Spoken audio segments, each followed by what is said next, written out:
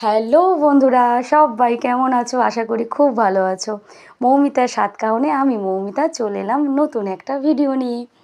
আজকে যাচ্ছি পিসিমণিদের বাড়িতে। অনেক দিন পিসিমণিদের বাড়িতে যাওয়া হয় না। সুলেখা প্রায় সময় বলে, দিদি তুমি আসো না কেন? তাই ভাবলাম আজকে বিকেলে পড়ানো নেই, যাই একটু ঘুরে আসি। চলো তোমাদেরকেও নিয়ে একটু ঘুরিয়ে আনি। আর সবে মাত্র পিসিমণিরা ঘুম থেকে উঠেছে। উফ, মানে আমার তো ক্যামেরাটা সবসময় অন করা ছিল, আর সুলেখা তো খুবই অস্বস্তিতে পড়লো।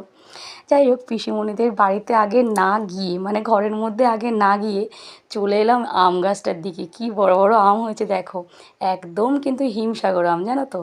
আর পিসিমণিদের বাড়ির সামনে এই যে ছোট্ট যে জমিটা আছে, এখানে অনেক রকমের সবজি, সে একবার দেখিয়েছিলাম না, টমেটো চাষ হয়েছিল, তবে এখন আর টমেটো নেই, অন্য সবজি চলে এসেছে। যেমন এই ঢ্যাঁড়স, তারপরে ওলকপি, তারপরে আরও একটা কি দেখলাম, কুমড়ো। দাঁড়াও তোমাদেরকে একটা কুমড়ো দেখাই। প্রথমে তো আমি খুঁজে পাচ্ছিলাম না, পাতার মধ্যে লুকিয়েছিল, কী করে পাবো বলো। তারপরে ওই যে পিসিমণি সরিয়ে সরিয়ে দেখাচ্ছে, কী সুন্দর লাগছে দেখছো।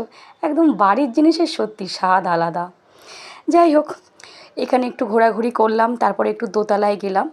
আর এখানে না পিসিমণিরা ওই ঠাকুর রেখেছে, আর এটা সুলেখার কার্তিক ঠাকুর। আর জানো, আমাদের বাড়িতে আর পিসিমণিদের বাড়িতে একই দিনে কার্তিক ঠাকুর ফেলা হয়েছিল, মানে দারুণ মজা হয়েছিল।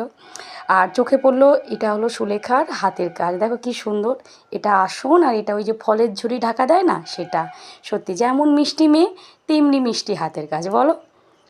তারপরে তো সুলেখার সাথে একটু গল্প টল্প করলাম, টুকিটাকি খাওয়া দাওয়া করেছি, সেটা ভিডিও করতে ভুলে গেছি।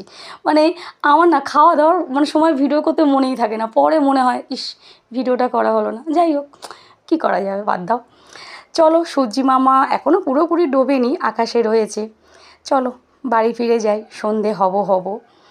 চলো, সবাই ভালো থেকো, সুস্থ থেকো, সাবধানে থেকো। আজ তাহলে আসি, দেখা হচ্ছে আবার কাল।